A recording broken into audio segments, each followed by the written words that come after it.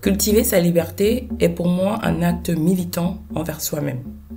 Que ça soit sa liberté de penser, sa liberté de vivre comme on l'entend, sa liberté professionnelle, sa liberté financière ou encore la liberté de gérer son temps. Beaucoup d'entre nous ne nous rendons pas compte que nous sommes souvent dans des prisons dorées, où l'on peut chuter à tout moment d'ailleurs. Nous devons en être conscients, s'éveiller et prendre des mesures pour regagner au fur et à mesure notre liberté. Bienvenue sur Tikok, l'échelle qui vous accompagne dans votre croissance continue. Je m'appelle Stella Wanji, je suis membre du comité de direction d'une grande entreprise dans l'un des pays de notre continent. J'ai près de 2 décennies d'expérience professionnelle dans plusieurs pays, principalement d'Afrique. Comme je le disais en introduction, dans ce podcast, nous allons parler de l'importance de cultiver sa liberté. Démarrons avec la liberté d'être soi-même. Est-ce que vous êtes exubérant? Est-ce que vous êtes calme? Qu'aimez-vous? Est-ce que vous vous connaissez? Ou vous avez juste accepté d'être le modèle qu'on vous a demandé d'être? Pour moi, la première liberté est celle de se connaître. Vivre sa vie comme on l'entend, selon ses principes, selon sa personnalité. Est-ce que vous êtes vous-même tous les jours? Est-ce que vous étouffez votre personnalité qui est unique pour être accepté des autres? Est-ce que quand vous regardez tous les jours dans le miroir, vous vous dites « Je suis à l'aise avec la personne que je vois en face, elle est vraiment elle-même et elle vit la vie qu'elle souhaite mener. Et elle vit sa vie sans se trahir. » Pourquoi c'est important cette liberté envers soi-même? C'est que quand vous vivez votre vie, vous êtes aligné avec vous-même. Vous ne vivez pas une vie qui ne vous correspond pas et vous n'êtes pas là à vous questionner, à être torturé, etc. Je connais plusieurs personnes qui sont des caricatures d'elles-mêmes et qui à un moment donné ne se sentent pas bien, mais pour se conformer, pour être acceptées, décident de se cacher et de prendre la personnalité que les autres voudraient qu'ils aient. Et ce qui se passe, c'est qu'après un moment, on ne se sent plus à l'aise en fait dans cette vie-là. On se sent frustré et c'est aussi comme ça qu'on commence à avoir des problèmes émotionnels. Et vous savez, on garde des choses dans nous et un jour ça commence à nous bouffer. On commence à s'énerver pour un rien avec des gens autour de nous, etc., etc. Donc il est important de régulièrement vérifier que vous êtes aligné avec qui vous êtes et que c'est cette vie-là que vous vivez. Et si vous n'êtes pas aligné ou que vous ne savez pas qui vous êtes, prenez le temps de travailler dessus. Prenez le temps de faire l'exercice pour vous connaître. Prenez le temps de vous questionner. Prenez le temps d'être sûr que la personnalité que vous avez correspond à votre personnalité réelle. Dans cette foulée, je lis aussi à ça la liberté de penser. Est-ce que vous vous laissez influencer par les autres? Est-ce que vous êtes capable de développer une pensée propre? Ne soyez pas juste un mouton qui suit les autres et soyez conscient de la portée de vos réflexions, de la portée de vos décisions et de la portée de vos actions.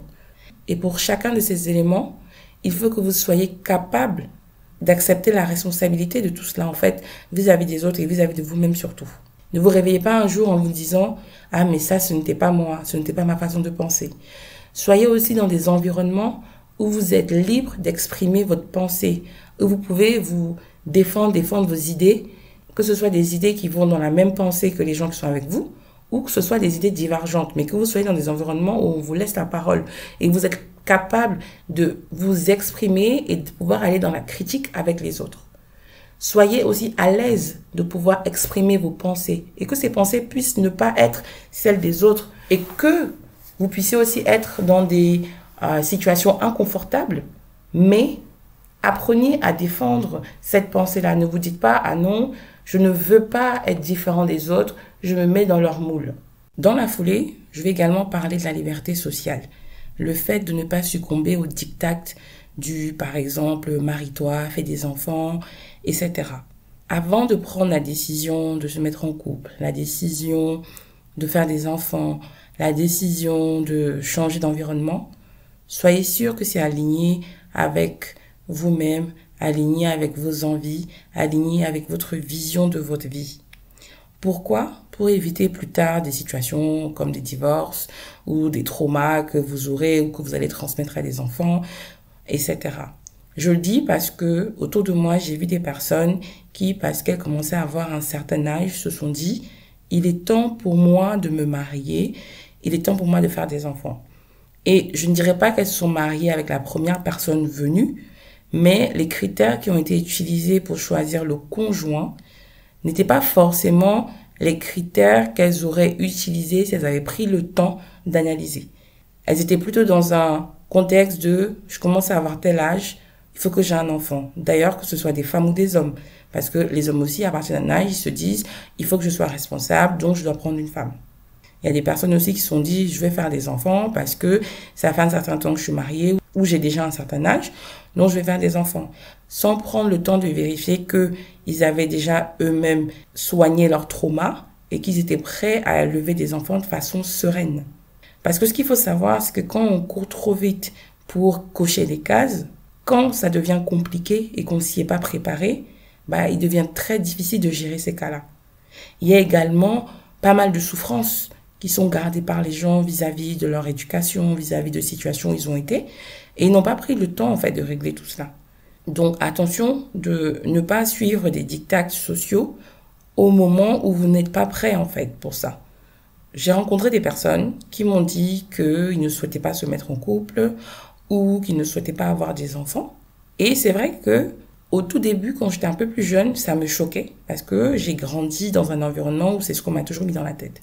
Mais avec le temps et en discutant vraiment avec des personnes sur le pourquoi, je me rends compte qu'il y a pas mal de personnes qui ont raison. Parce que finalement, plusieurs sont encore traumatisés, n'ont pas complètement guéri et ont peur de transmettre tous ces problèmes à leurs futurs enfants. Et elles ont besoin de prendre le temps. Il y a des personnes qui, avec le temps, finiront par se guérir et, avec le bon moment, feront des enfants et vont décider de ne pas transférer un peu le generational curse. Et il y en a d'autres qui ne seront jamais prêts, il y en a d'autres qui voudront jamais. Et en fait, c'est pas grave. Il y a aussi des personnes qui ont envie, par exemple, de faire des enfants, mais qui, malheureusement, la nature a fait qu'elles ne peuvent pas. Est-ce qu'elles en sont moins des femmes ou est-ce qu'ils en sont moins des hommes pour ça?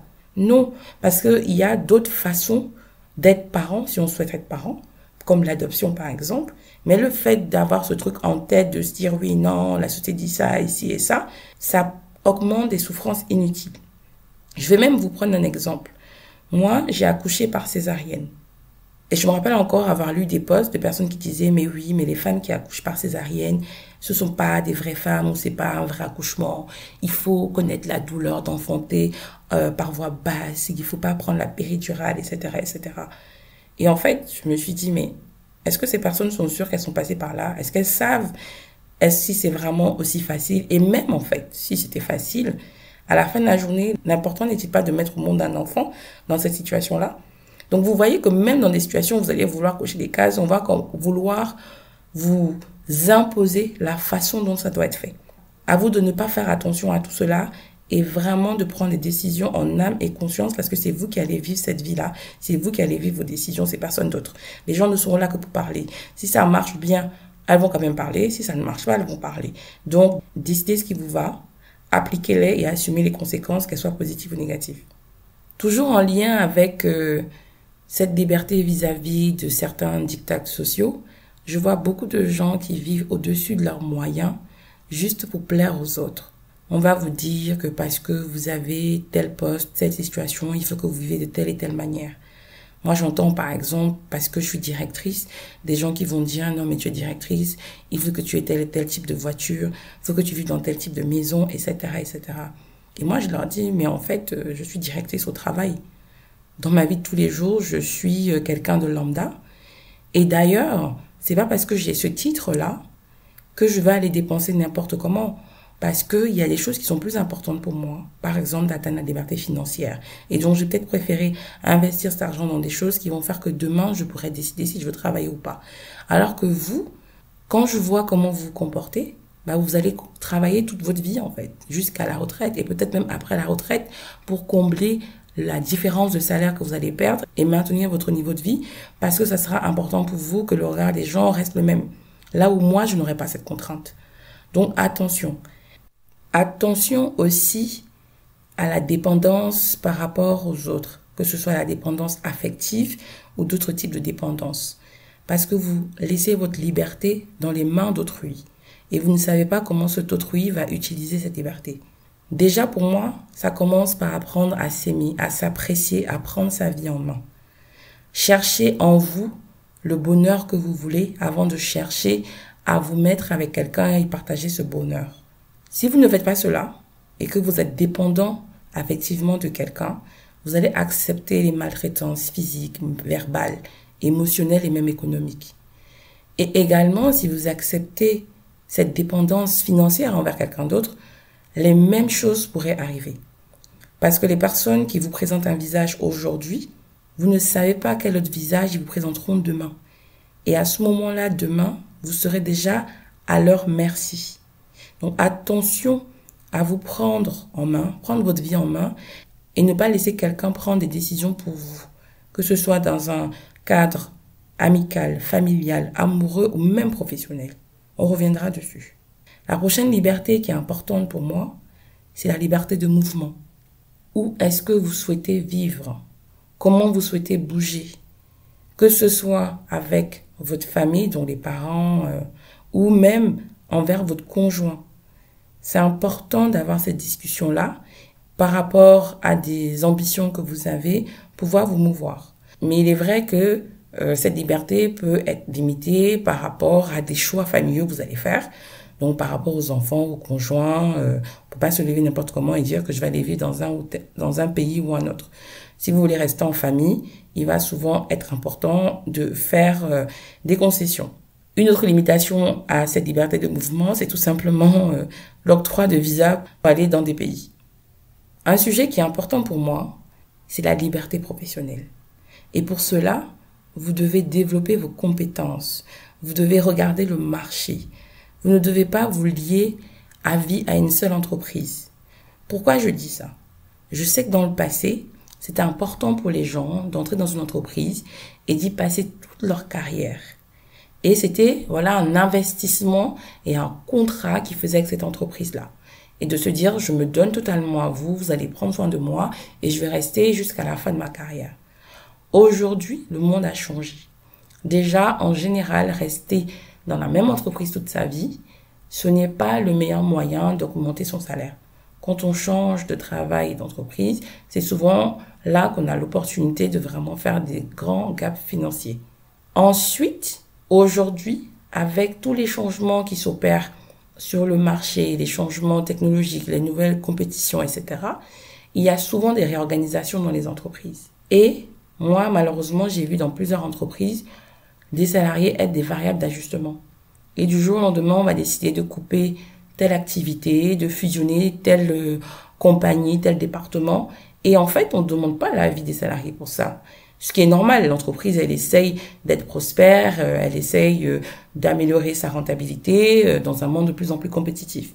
Mais ça veut dire que si vous n'avez pas développé votre liberté, votre capacité aussi à être scruté par le marché, à être intéressant pour le marché, ou votre capacité à développer des compétences pour pouvoir utiliser vos compétences transférables pour aller sur d'autres postes, même au sein de la même entreprise, vous pouvez être coupé. Moi, j'ai vu des personnes à qui on a annoncé du jour au lendemain que leur contrat s'arrêtait.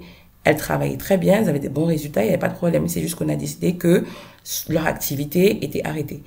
J'ai vu des personnes où il y a tel et tel autre manager qui a son petit ou sa petite qui veut faire entrer dans la boîte ou qui veut faire évoluer, qui écarte des personnes. Et donc, si vous ne êtes pas préparé à ce que si ce genre de choses arrive et que vous puissiez rebondir, vous êtes mal barré. Et j'ai aussi, moi par exemple, été dans des situations où en sortant, je me suis dit, j'étais dans une prison dorée. Parce que globalement, ça pouvait aller. Je pouvais être frustrée parce qu'il y avait des choses que j'attendais que je n'avais pas, mais je me disais, bon, je suis dans une grande boîte, j'ai ci, j'ai ça comme avantage, etc.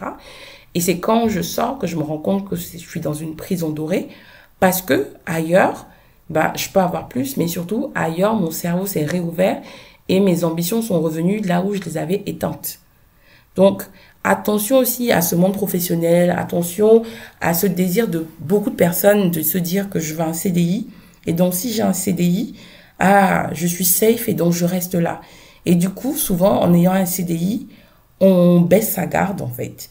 On baisse sa garde, on reste sur place Et le jour où on devient la variable d'ajustement, on est choqué, on tombe des nues. Et j'ai vu plusieurs personnes comme ça. Mais pour pouvoir avoir cette liberté professionnelle de se dire que je peux changer de poste, je peux évoluer, je peux aller regarder le marché, etc. Je peux même décider de quitter le monde de l'entreprise pour monter ma propre boîte ou pour faire d'autres activités. Il faut se développer, donc investir sur soi. J'avais déjà fait un podcast dessus, sur l'importance d'investir sur soi et se développer, travailler plus sur soi que sur son travail. Et du coup, quand on investit sur soi, c'est là où on a plein de compétences qui font que on peut aller ailleurs. Mais également, il faut s'assurer à ce que financièrement, on ait un backup. Il faut s'être préparé financièrement. Et c'est là où beaucoup de personnes souvent oublient. Parce qu'elles se disent, j'ai un emploi sécure. Tous les mois, je reçois un salaire. Donc bon, c'est pas grave de penser aussi loin à l'avenir, comme disent certains. Et quand demain, on nous coupe, on est mal. Ou quand demain, on arrive à être dans des situations toxiques, on est obligé de rester parce que on n'a pas développé ses compétences, donc on n'est pas sûr de pouvoir trouver du boulot. Et même si on part, on a peur de la période d'essai parce qu'on se dit potentiellement on pourrait ne pas être gardé. Si on ne l'est pas, on n'a pas de backup financier, donc ce serait un risque. Et ce sont des choses qui font qu'on a des freins à partir en fait. Donc vraiment, pour moi, c'est vraiment quelque chose d'important. Également, dans le monde professionnel, arrêtez de donner votre vie à vos managers. Arrêtez de leur faire croire qu'ils sont vos dieux sur terre. Arrêtez de leur laisser penser qu'ils sont capables de gérer votre vie comme ils l'entendent. Non. Apprenez à tenir tête à vos managers. Apprenez à être prêt à changer de direction, changer de département. Et si ça va pas, à changer d'entreprise, en fait. On ne vous a pas accouché pour souffrir. Et le travail ne détermine pas votre vie.